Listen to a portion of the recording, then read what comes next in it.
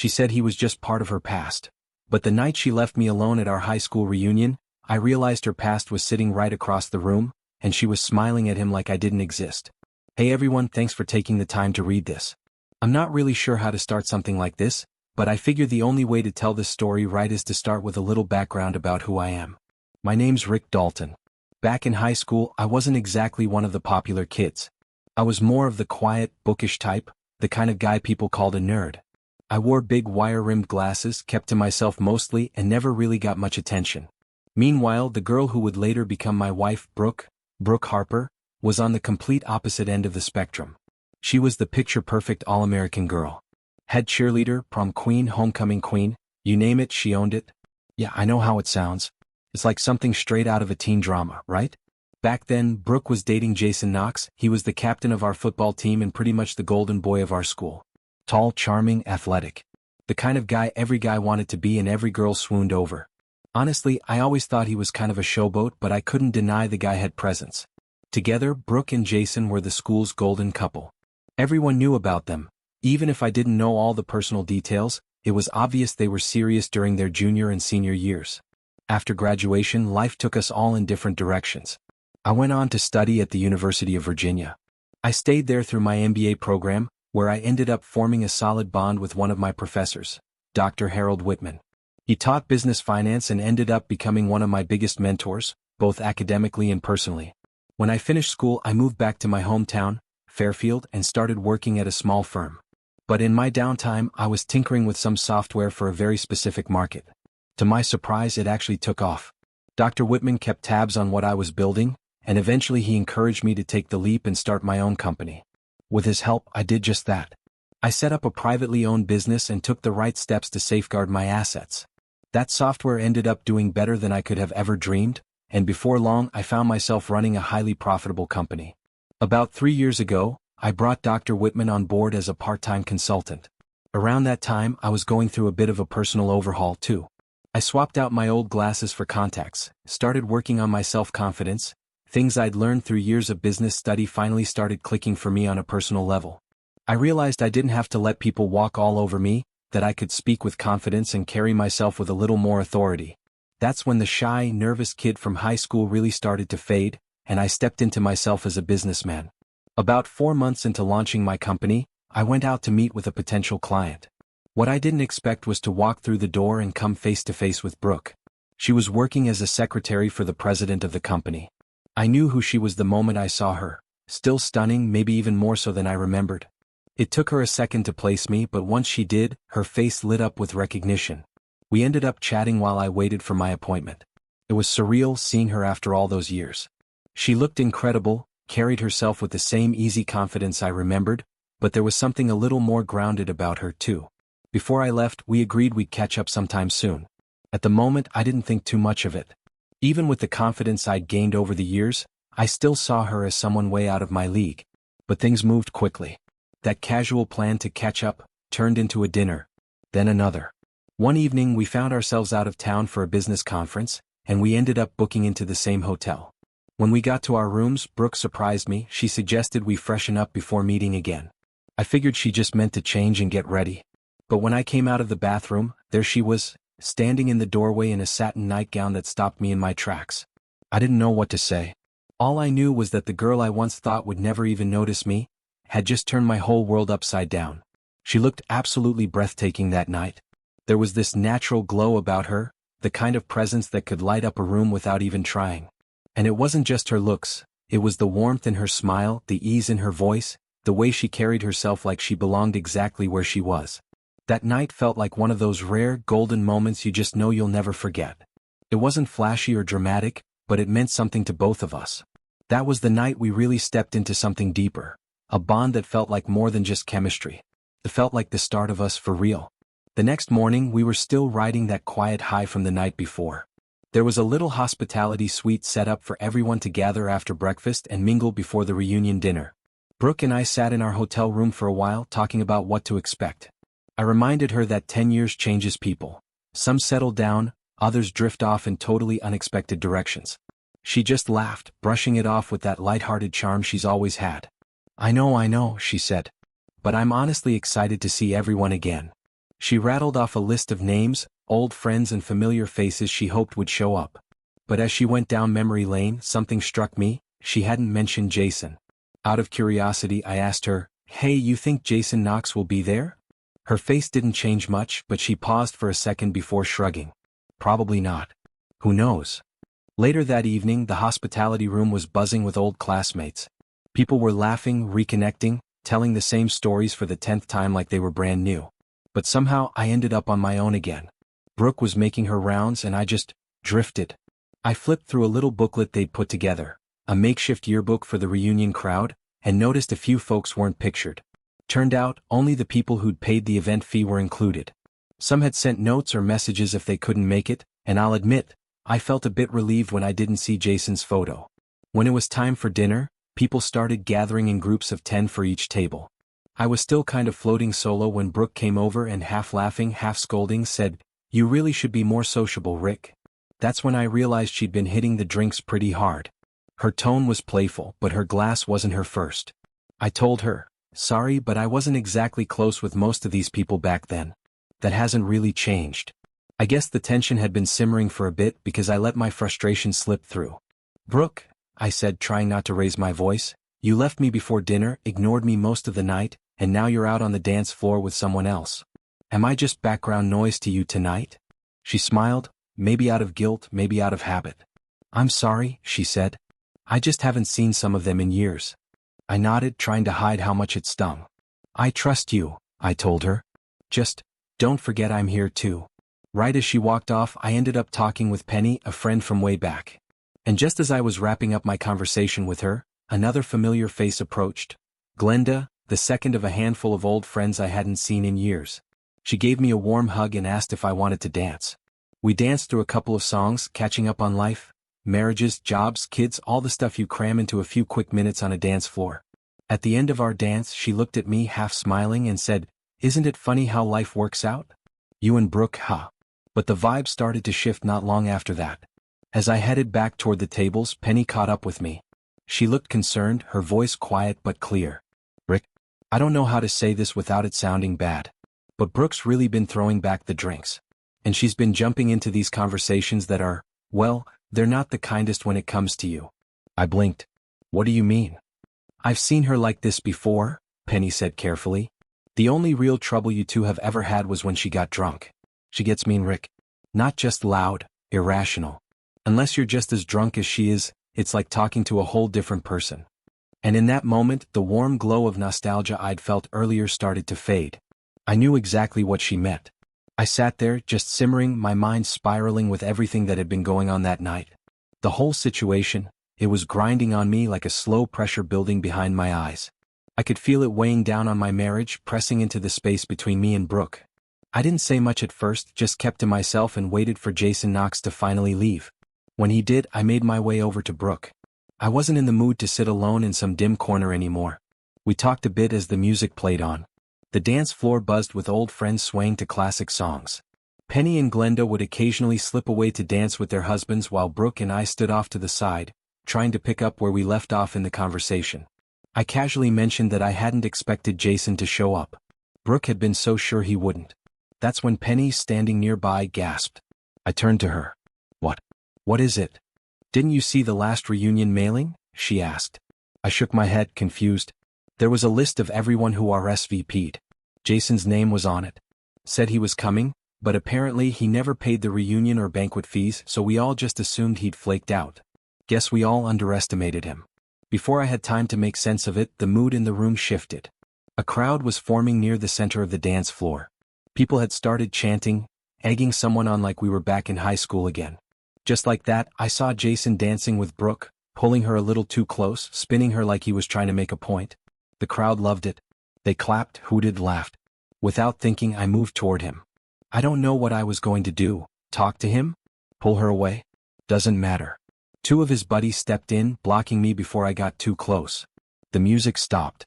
Jason turned to face me, that smug grin on his face like he was enjoying every second of it. Well, he said loudly, looking me over. The nerd shows up to play hero. The room erupted with laughter. He pointed at Brooke and said, "If you want her, Rick, come take her." And just like that, his friends shoved me toward him. I barely had time to react before he drove his fist into my stomach. The air left my lungs in a sharp burst and I crumpled to the floor, trying to catch my breath while the room kept spinning. Jason stood over me, smug and satisfied, taunting me to get up. "Come on, tough guy. Show everyone what you got." I didn't move. I couldn't. I wasn't going to give him that moment. Eventually Brooke came over. There was concern in her eyes, but it was tangled in a mess of confusion and liquor. As the crowd faded and the dance resumed, I pulled myself together. I wasn't going to win this by throwing punches. Back in our room, I told Brooke I wasn't comfortable with Jason hanging around any longer, especially after that stunt. She tried to brush it off, said he just needed a place to crash, and that he'd probably have his buddy Jimmy with him. I knew both of them, and I knew neither was good news. They thrived on chaos. That's when I made up my mind. If I couldn't go toe-to-toe with Jason physically, I'd handle things another way. Earlier that night, in the hospitality suite, I'd overheard a few of them talking about heading to Jack's place after the hotel wrapped up. That was all I needed to know. As soon as I could slip away and say a few polite goodbyes, I went to my car, grabbed my phone and made a call. I had a plan, and it was time to see it through. I drove a few blocks over and parked on a public street. From there, I circled back on foot to a spot where I could see Jack's place from the corner. Just like I expected, the cars started showing up one by one. Within 20 minutes, there were 9 vehicles lined up, and then came the flashing lights. 9 drivers were pulled over. 9 arrests. DUI across the board. 3 of the guys were married and their wives had to come get them, alone. 4 weren't married at all, and all their cars, including the wives' vehicles, got towed to impound. A friend of mine, Tim, came up to me while all this was happening. "What happened with Jason and Brooke?" he asked. I kept my answer simple. "They got held up. That's all." Just then my phone rang. It was Brooke. She was upset, wanted to know where I was and why I hadn't waited for her. While I was talking to Tim, one of the officers made a joke about the back seats of their cruisers not being equipped for this many breakdowns at once. We laughed for a second, just a little breath of humor in an otherwise tense night. Then the radio crackled. Jason Knox and 2 passengers had just left the hotel in a sedan. Tim looked at the officer and said, "Make sure they get home safe, but if they screw up, you know what to do." Tim gave the officers my address and said he believed Jason and his crew were heading my way. From the way he said it, I could tell he suspected they were watching how things were unfolding, maybe even hoping for more drama. Right about then, things exploded, again. Jimmy, one of Jason's loudmouth sidekicks, suddenly lunged at one of the officers, swinging wild like a guy with nothing left to lose. He missed completely, but that was all it took. The officer spun him around by the back of his neck, slammed him face first onto the trunk of the cruiser, and cuffed him with zero hesitation. "That's assault on an officer," Tim muttered beside me, shaking his head.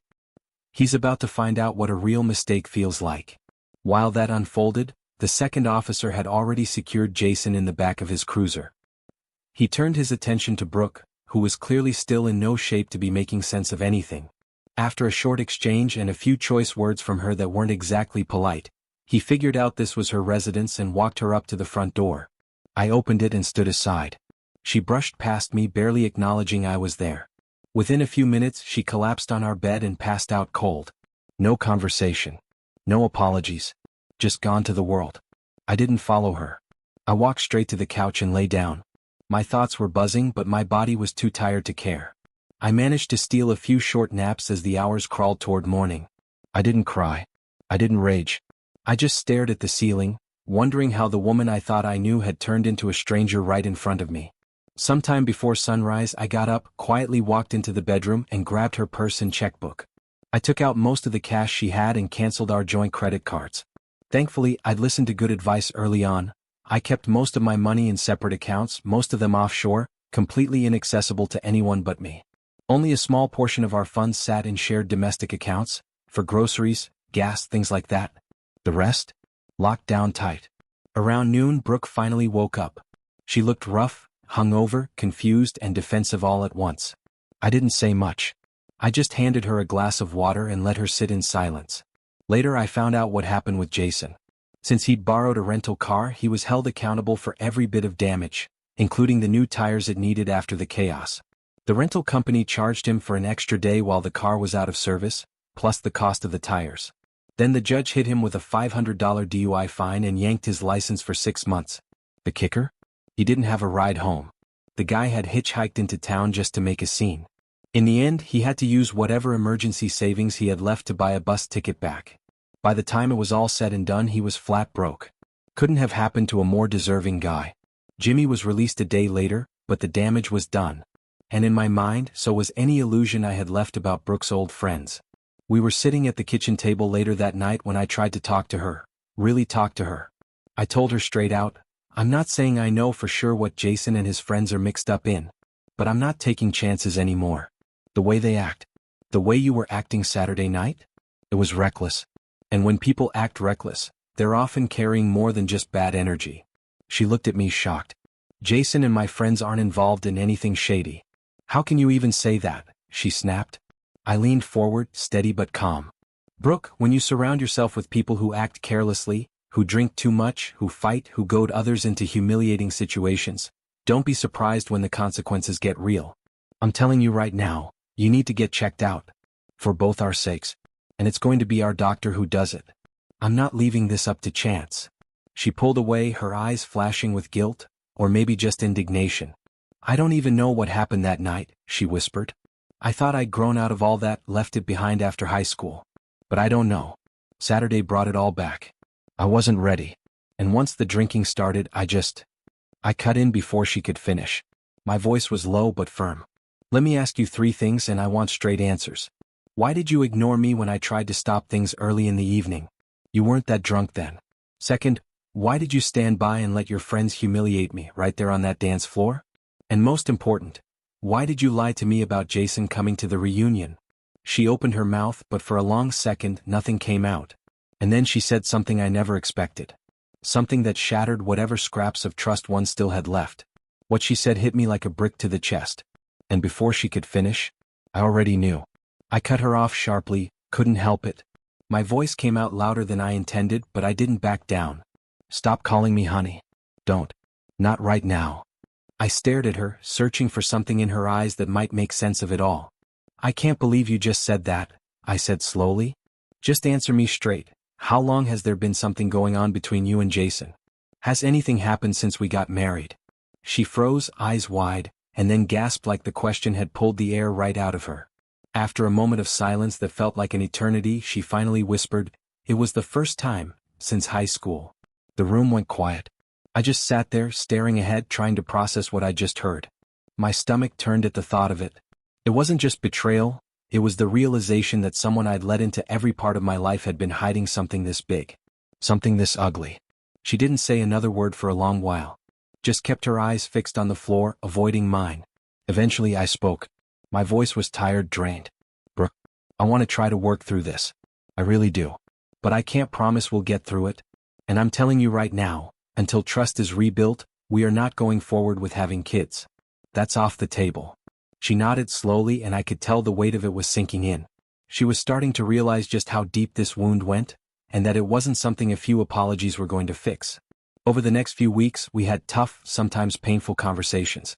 We set goals, small benchmarks to track how we were doing both together and separately. It was like we were treating our relationship like a recovery project, which in a way it was.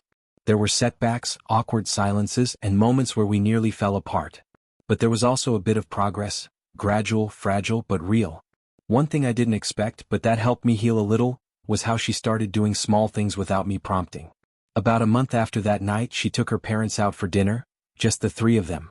I had quietly left $200 in her wallet for it, not to be controlling, but because I wanted it to feel like her idea. Like something she was doing because she wanted to, not out of guilt or duty. I've never really talked about it much, but I was raised by my aunt and uncle after losing my parents at a young age. They were decent people, did their best, but we were never especially close. I kept in touch once or twice a year, mostly out of respect. So seeing Brooke genuinely enjoy spending time with her parents, it stirred something in me. For a while it even made me hopeful. She also started reconnecting with some old friends from grade school, people I'd never even heard of before. She'd come back from visits with a lightness about her. But after a while something started to feel off. She wasn't picking up my calls. Her phone was off more often than not. I tried not to jump to conclusions, but the old feeling came back, that sense that something was happening behind my back. I decided to wait until she called me, give her space, see what she'd say. When she finally did, we had a normal enough conversation. But I brought it up. Why didn't you tell me about those get-togethers at Janice's place? I asked. She hesitated. I just didn't think you'd be interested, so I didn't mention them. And your phone being off? Another pause. The battery died. I left it at home to charge. But something about the way she said it didn't sit right with me. The hesitation. The vagueness. Like there was something she didn't want me, or maybe even her parents, to know. I asked a little more about Janice. Does she work? Yeah, Brooke said. But one of the other girls has a key to her house. Janice said they can come over whenever and she usually gets home right after work. Sometimes they order food, sometimes they go out. It sounded innocent enough, but that feeling in my gut was growing stronger by the day. The next time she mentioned heading up to see her folks, I told her I'd be taking some time off too. Told my coworkers I needed a break, maybe some time to recharge. But in truth I had other plans. I was going to find out exactly what was going on. The location was oddly perfect for what I had in mind. To get to Janice's there was only one way in or out. The main road passed by a small motel on the edge of town. Take a turn the other direction, and you ended up on a dirt path that eventually ran straight into a fenced-off farm field. If anything was happening, there weren't many places to hide. To be honest, I didn't expect much to happen that night.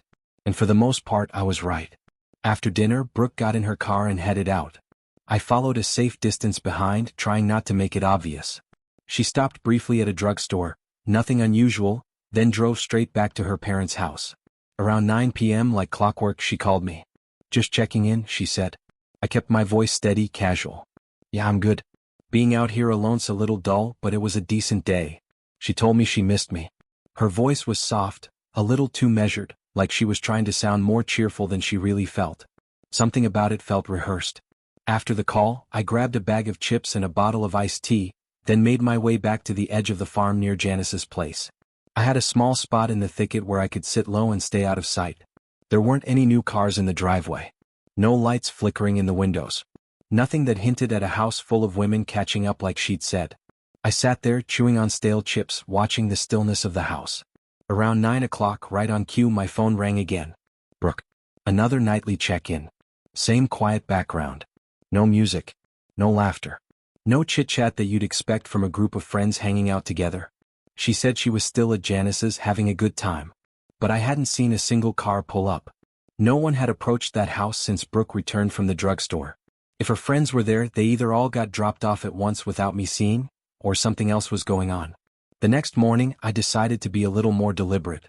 Last time, Brooke had left for Janice's in the early afternoon.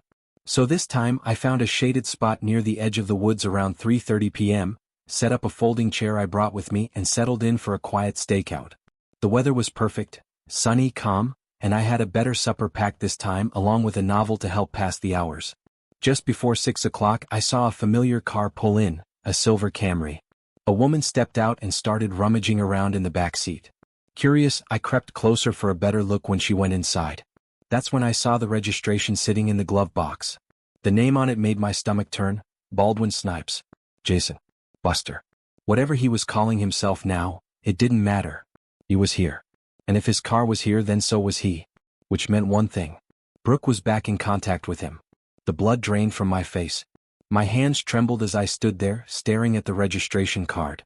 I looked over at the passenger seat and spotted his wallet. I didn't take the whole thing, just what I needed. His driver's license. A few cards with his name. Evidence. I left the wallet where it was and stepped away before anyone came out. I walked over to Brooke's car next. Her purse was inside, locked in the front seat. But I still had a spare key from the dealership. I slipped it into the door, opened it quietly and took a quick scan of the interior. That's when I noticed a credit card charge I hadn't expected, a motel nearby. I took note of it and closed everything back up like I'd never been there. Later that night, when I got home, I started making calls. The first was to our credit card company. I explained the situation carefully.